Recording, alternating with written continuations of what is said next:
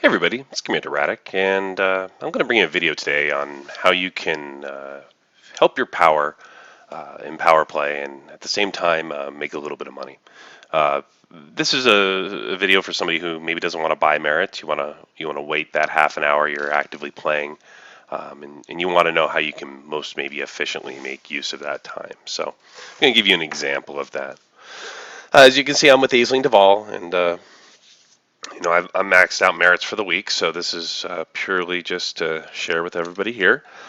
First thing I recommend that you do is you find yourself a good location where it's got palladium at a great price. The system that I'm in right now is a good example. It's selling for 12,511. I've got an anaconda, so I can hold 432 of that right now. It's out in the Shamulamula system, so Chamuluma, just in case you can't read that there. Uh, that's where you can find that palladium, both at a good price and a pretty healthy supply. So I'd recommend popping out here, and this is where you'll do your initial pickup. Uh, You'll see that the way that I'm outfitted, I've made sure to include a fuel scoop. That's because um, this jump requires just a little bit more fuel than what my Anaconda can handle. So, that could be an outfitting item that you may be able to fix.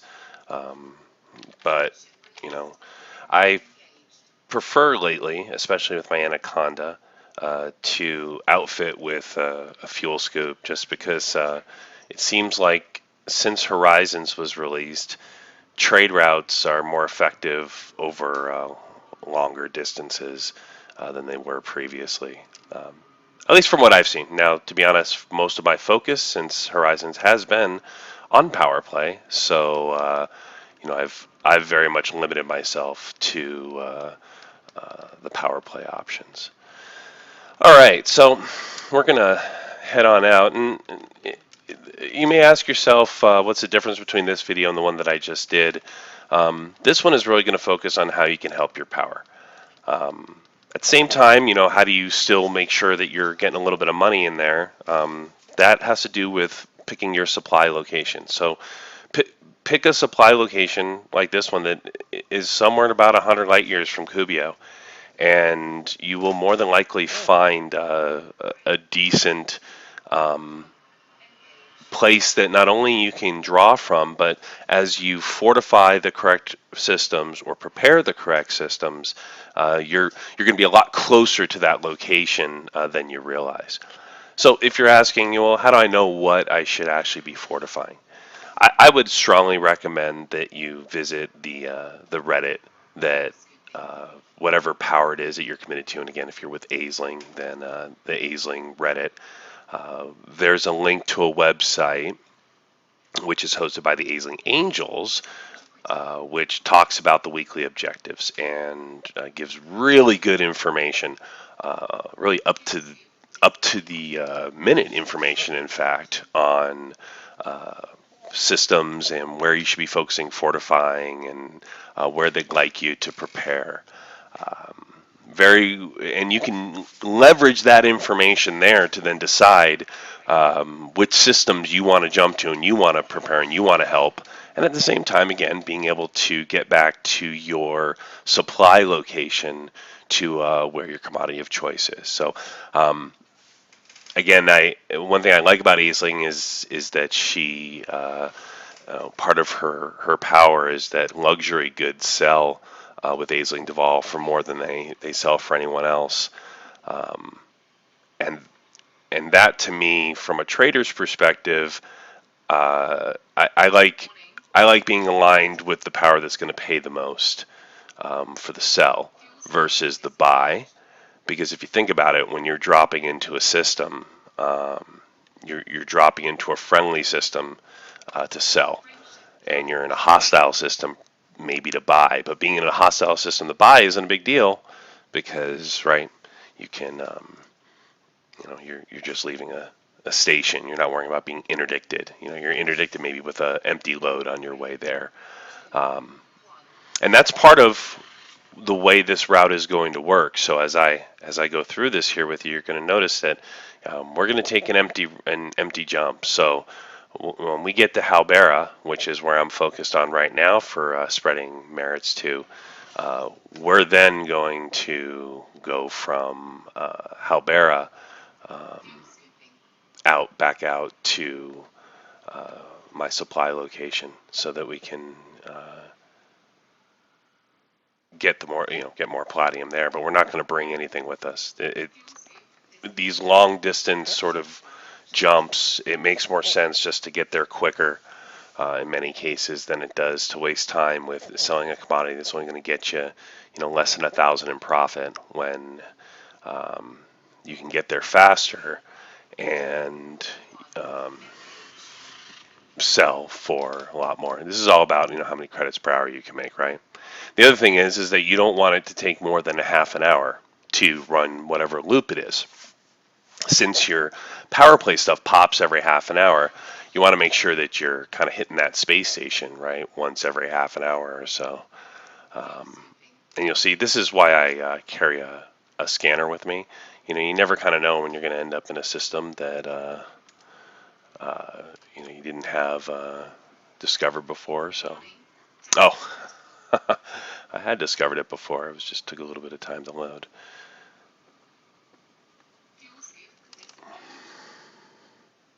So,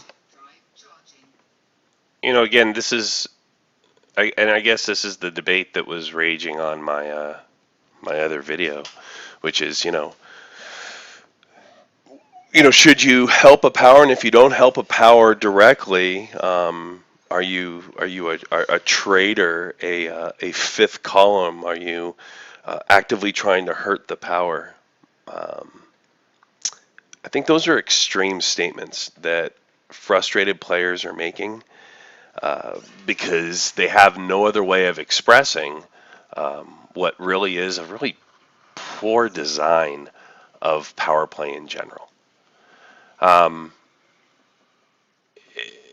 I mean, if you look at my YouTube thread there as an example, if if folks are, I mean, there was one person who I think wanted to wish like disease and death upon people who would dare exploit and not really exploit, right? We're not talking about cheating.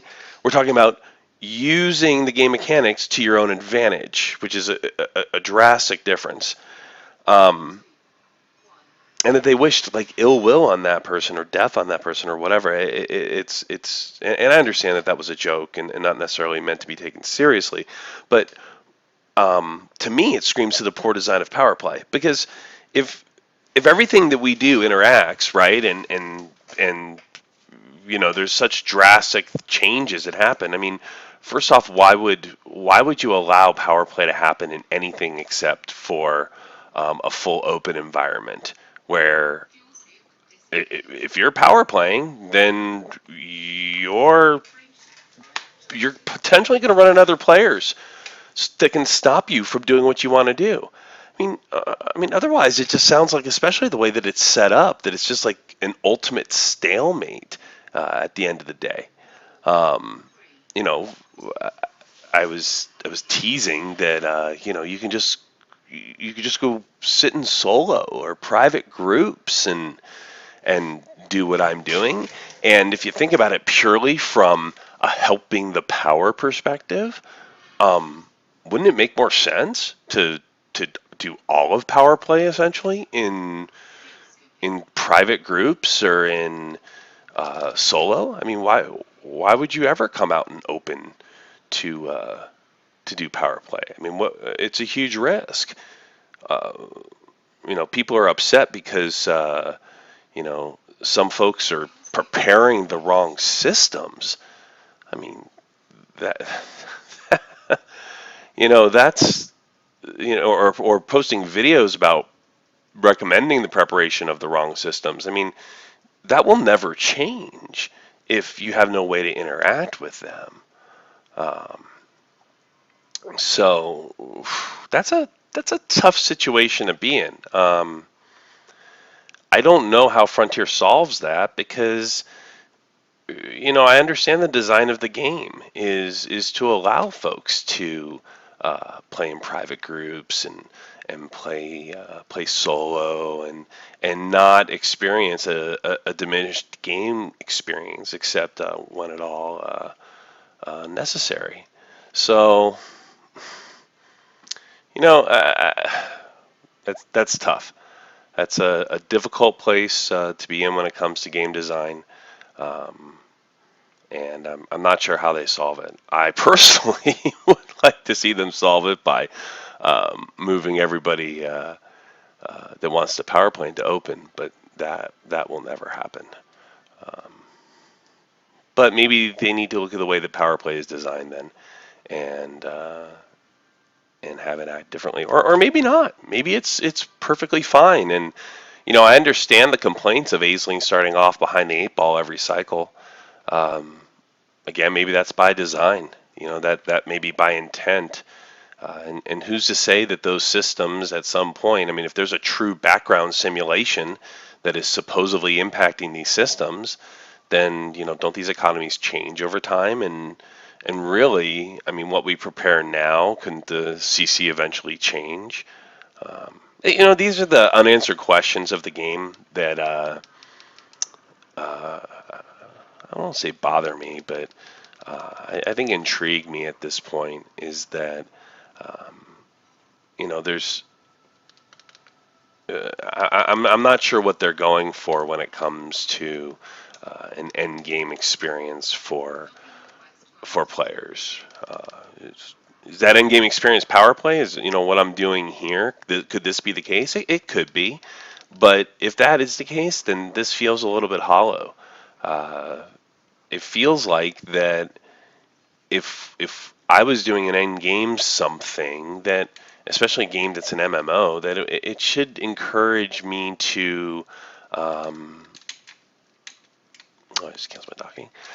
It should encourage me to want to work with other players in the game and play with them and interact with them in game, whether for or against, and that there would be some sort of a benefit to that or an advantage. I don't know.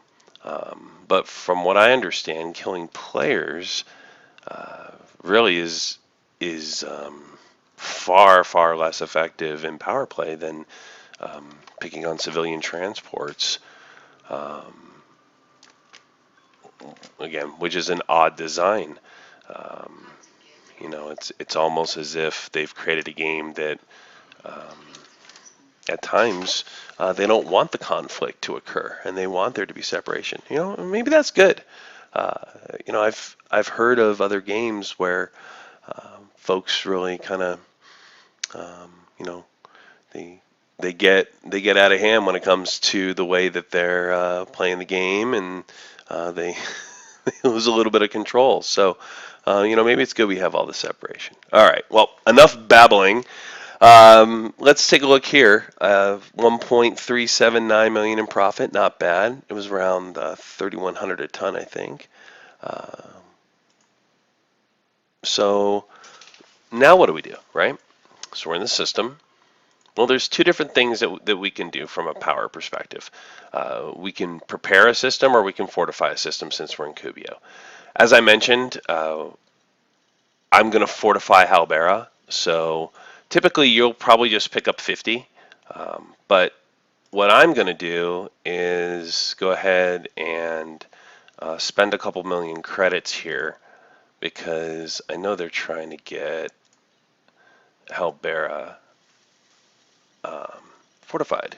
So we will try to help out, try to shed my cloaking of being a fifth column traitor to the Aisling Duval power. So I certainly don't want to be that. Um,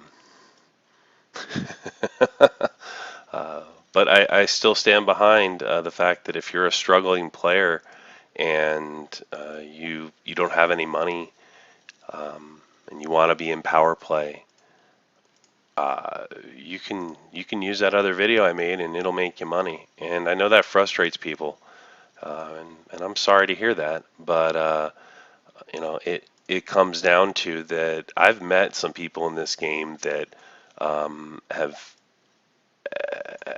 have lost everything, have no money whatsoever, have played for a couple months, and they're still in a sidewinder, and that's this is a tough game, I think, for a lot of folks, and there's not a lot of direction when it comes to what folks should do or shouldn't do or how you make money, and um, in some ways, that's cool. Uh, Personally, I like it. It makes it more fun for me. But there's a lot of folks that it doesn't make it fun for them. So um, hopefully, videos like this will help them out. So ultimately, though, I do encourage you, once you've made a little bit of coin and you feel comfortable with the game, that you get away from mindlessly dumping anything, and that you focus far more on what you can do in order to help advance the power. It's a lot more fun to be part of a team and to focus on the team stuff. And all of the powers have their own forums, as far as um, Reddit forums, as far as what they should be focusing on and things like that. So it's not just Aisling. If you're interested in a different power, then you can do that one as well. So, all right. So here I go. I'm going to go ahead and jump on out to Halbera, and we'll see how that goes. So that's I think I've covered for the most part everything that it comes to, um, as far as how you can help a power, and how you go about doing it. The rest of this video is really going to be me flying out there, which is going to take a little bit of time. Um, you'll see that when we left, uh, I want to make sure that I get back before the half an hour timer essentially runs out. So um, if you were watching, maybe you weren't, but if you notice, I didn't pick up I didn't have enough hold to pick up all media, so I left like 12 media there. If I can get back there before the half hour is up, the timer starts when you actually open that dialogue with that contact. So that's when the half hour timer begins. So if you can't fill up fully, but can get back around before the half an hour's up, you can pick up the change, and then it'll only be like a 6 minute wait or a 3 minute wait or a whatever minute wait it is until the next cycle pops. So um, just something to really consider uh, when it comes to this stuff. Ninja Bunny has come a long way for for my stuff. Uh, Dave, that must be for you there, buddy. Uh, let's see if I can get out of the system before he interdicts me, and I'll be able to. You can tell because he's not as fast as me, which is great. Again, this is all about speed. How fast can you get out there? I'm armed so that I can protect myself from NPCs for the most part. Although lately I have been getting, at least that one time, I did get interdicted by a player who was pretty upset about my last video. So he thought it would be a good idea to murder me while I was dealing with two other NPCs. Um, it was actually kind of funny. Um, I saw him when I was pulling in, and I thought for a minute. I said, I've upset a lot of people. I should probably be careful."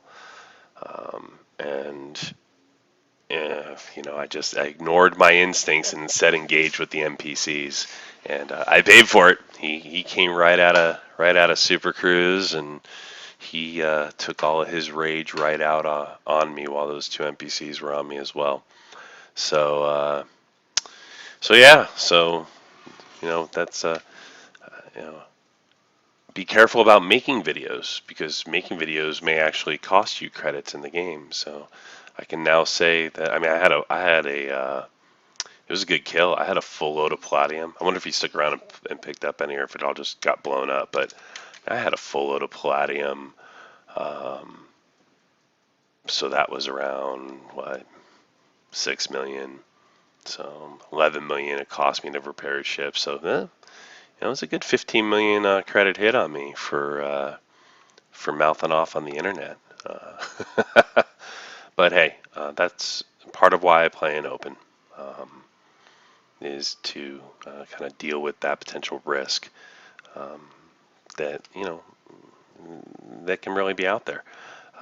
That to me is what makes this game a little bit entertaining, is the idea that any of these actions we're doing right now, I could be interrupted by a player. I mean, right now I'm trying to help this power, but who knows? There's enough ticked off people that they could interdict me at this moment. And if you think about it, I just spent, you just watched me spend 4.5, 5 million that I'm just going to dump right here.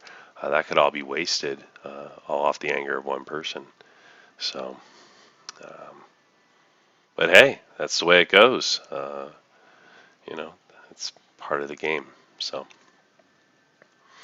all right. Well, I think I'll talk a little bit about power play itself, how, what the powers are, what it is. So, and this is really for new players, so I'm going to do a lot of new player talking right now. So, if you're looking at power play and you're wondering why you would commit to a particular power, there's a lot of lore in the game behind the powers. So if you're a role-playing type individual, certainly you can look into the different uh, things about the powers. And I think there's even some really good videos out there on the powers themselves, and on uh, on who they are and who the people are. There was a series for a while of Galnet articles that went out that talked about the different powers. So I'm sure there's a contemplation out there of all those descriptions. But essentially, what you're doing is that you're helping a power spread its influence throughout the colonized human galaxy, and when that influence spreads to that system, it has certain both advantages and disadvantages that happen, right?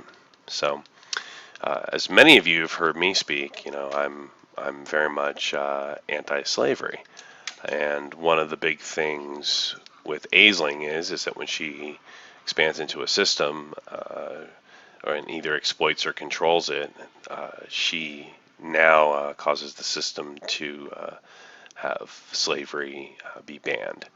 So, truthfully, if you wanted to kind of eradicate slavery entirely throughout the galaxy, we could, we just expand her everywhere. But all right, let's pull on in Halbera, and oh look, another commander's here. Let's see if he'd be chatty.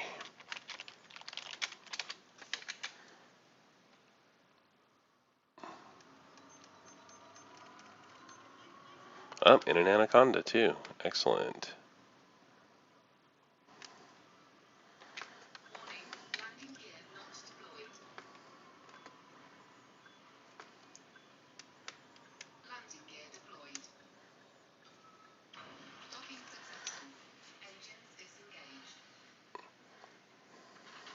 All right.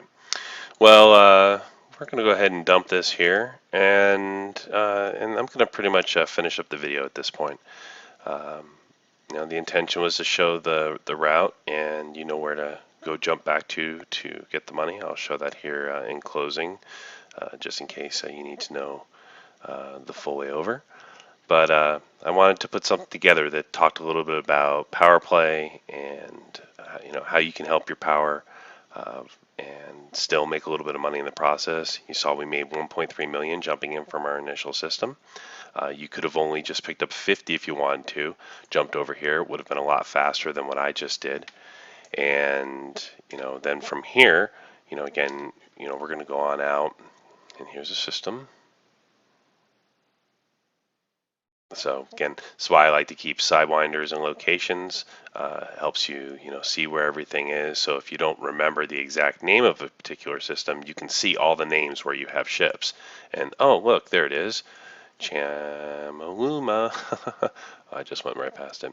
So yeah, so there it is. Happens to be exploited right now by a Aisling Duval. So, and then there you go.